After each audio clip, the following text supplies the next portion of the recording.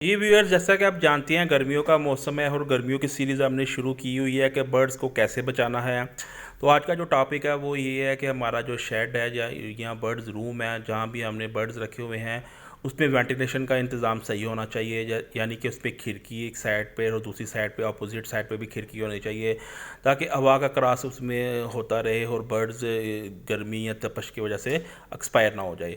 अगर आप शेड बनाते हैं तो अगर आप जाली के साथ बनाते हैं तो वो भी सही रहता है, लेकिन ये कि अगर आप ग्रीन चादर लगा लें, जाली में वेंटिलेशन ऑलरेडी होती है तो इसमें वेंटिलेशन का इशू नहीं आता अगर आप शेड बनाते हैं।